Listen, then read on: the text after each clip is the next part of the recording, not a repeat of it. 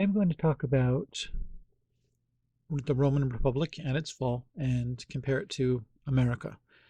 This is the second video of, I think it's going to be about 4 or 5 videos talking about this topic.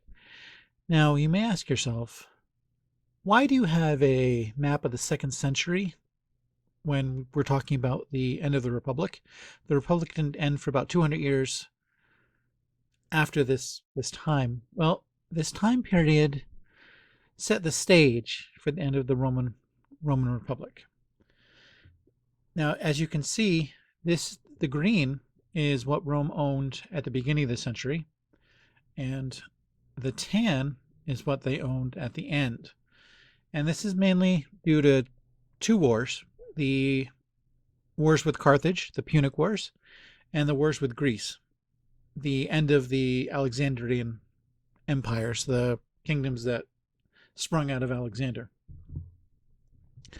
Now, the reason why these changed, I've got to start basically at the beginning with Hannibal. Hannibal came into Italy, as everyone knows, and he basically annihilated 2 Roman armies, and Rome kind of peed their pants after this. And they, of course, because they're Rome, formed another army, but they decided that they weren't going to try to take on Hannibal head on, that he was too dangerous. So they decided that, well, you know what, we're going to starve him out. Hannibal's got to forage for all his food and supplies for his army, and if we just shadow him and don't face him, he'll eventually have to leave because he'll run out of supplies. And so Rome, they got a general who did this, a council, who shadowed him and did not fight him. Well, what Hannibal did was he started burning everything he saw. He was basically goading the Romans into coming out and fighting him. Sometimes the Romans would be watching as he burnt farms, and he burnt homesteads, and he burnt everything he could find. And so he destroyed a lot of small farms. He destroyed quite a bit. And even as the Romans started pushing him south, he decimated southern Italy as well. Now, you may ask yourself, again, what does this have to do with what happened 2 centuries later? Well, like I said before, he destroyed a lot of the small farms, and a lot of the farmers were soldiers. Remember the citizen soldier of Rome? And they got killed. So what happened was a lot of these small farms were replaced by large estates. So when Rome rebuilt the farms, it wasn't the small farmers that were coming back in. It was the large landowners that were taking over. And 2 other things were happening at the same time. The Romans took in tens upon tens of thousands of slaves when they conquered this area. It was said that in certain parts of Rome that Greek was more commonly spoken than Latin, and about 40 to 60% of the population was slaves or sons and daughters of slaves. So what this did was the large estate owners had slave labor. They had free labor. All you had to do was feed them and minimally clothe them, and you were all set. And the small farmers obviously couldn't compete with slave labor, so they were forcing the small farmers out of business, forcing them to sell their farms, and they went into Rome. I'll talk about this in a minute. But this second thing that was going on was when they conquered these territories, massive amounts of wealth poured into Rome, from plunder, from taxes, from mines down here in Spain. Silver mines. Spain had plentiful and rich silver mines. The war between Carthage and Rome was partly fought because of the silver mines. This Saguntum was just an excuse. And they were both proud empires, and so they both wanted to get revenge for the last war. Finish each other off, basically. Even though Rome won the first one. So, this also had the effect of making a few people in Rome wealthy. So when the wealth was pouring into Rome, it wasn't getting all classes. There was a few people, a oligarchy that became an oligarchy that became fabulously wealthy, wealthier than the generations before had ever thought of being. They were some of the wealthiest people the world has ever seen. More wealthy than Donald Trump, more wealthy than any of our billionaires, comparatively. And when you have this kind of wealth inequality, it's never good for the society. It's never good for the government that exists, because these guys were getting decimated. The middle class of Rome, the farmers, were just getting decimated, much like our middle class got decimated by this pandemic. The wealth transfer is one of the greatest in history during this pandemic, from the middle class and small businesses to Amazon and to Walmart, to the companies that thrived. Now, there was also some draft dodging going on here, and you may ask yourself, draft dodging? I thought that only happened during the Civil War, when people could spend $300 and get someone to take their place, or during Vietnam. No, it happened here in Rome. See, at the beginning of the Roman Republic, when they went to fight someone, they might be gone for 3 months, they might be gone for 6 months or a year. You know, they'd go bash some heads in, come back. Well, after Rome expanded, when a citizen got drafted, he could go and be on garrison duty all the way down here in southern Spain, in Cadiz, or all the way over in Asia or in Greece. And they'd be gone for 5 years, 10 years, sometimes 20 years. And they didn't want to leave. They did not want to leave Italy. They did not want to leave their home. So what they did was they said, okay, well, I know I have to be a property owner to be part of the army. So they would sell their farm, or they would just walk away from their farm and say, well, you can't draft me now because I'm not a property owner. And they would go to Rome looking for jobs, looking for work, taking their families, looking to survive.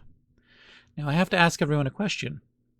Is it ever good for a society to have a bunch of old soldiers that have nothing to do, that have no purpose, to have a bunch of farmers that think the state has wronged them, moving into a city with no purpose and really nothing to do? As you can guess, the crime skyrocketed. There was gangs in the street. It wasn't helpful for Rome. And I'd also like to say something about the Roman allies. Now, people think that Italy was always dominated by Rome, and that's not the case. It was more of a confederacy.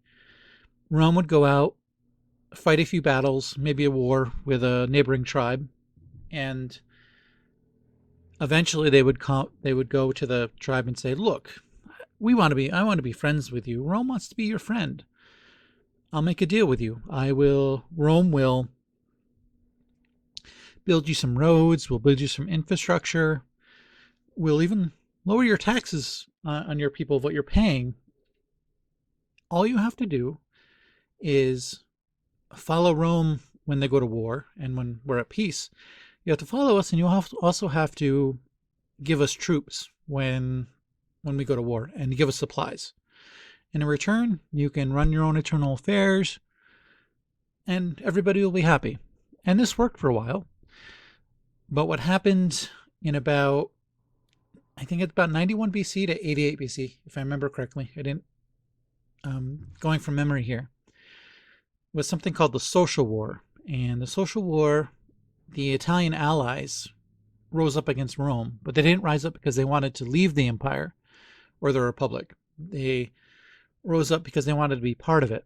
They basically said, we're giving you all these troops and we're supporting you in war. At the end of the Second Punic War, it's estimated that 50 to 75% of the men under arms for Rome were from allies of Rome. So it was considerable, their contribution. But they weren't Roman citizens. They didn't get all the spoils of war. They didn't get land. They didn't get the gold. They were allies and friends. And so they said, we want in. and they went to war. Now, for our purposes, the result of that war, I mean, Rome won, isn't important. What's important was one of the councils took power, dictatorial power, for longer than anyone had ever done so before. And we'll talk about him later. But it was another kind of a canary in the coal mine for the end of the Republic. And I also want to talk about republics in general and how they react to being an empire. It seems in my study of history that republics are the best form of government when they're small. I mean, not very small, but they're small, and the people inside them are all similar in the sense that they all believe in the same things. So I'm not talking about racially. I'm talking about their systems of belief. When republics try to administer empires, they struggle because a republic is not designed to run an empire. So the republic becomes more and more dictatorial. And you can see that in America.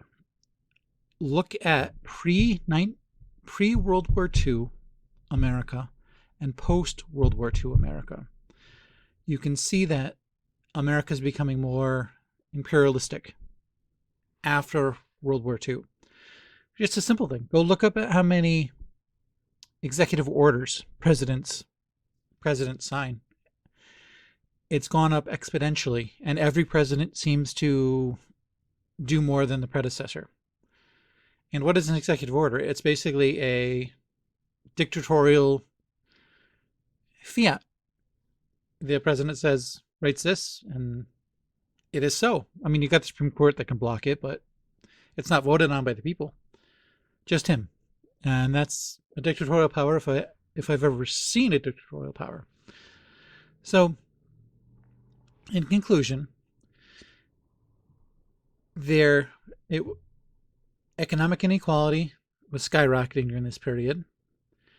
There were massive amounts of immigration. It really was immigration, slave immigration, that was destroying the society, destroying the middle class, which is the backbone of any republic.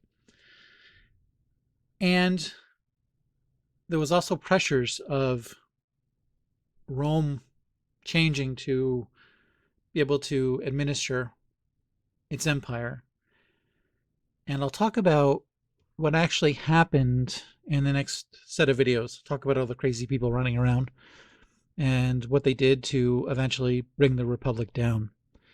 Anyway, that's about all. Remember to never believe in anybody's propaganda, not even your own. If you like this video, like and subscribe. Thanks. Bye-bye.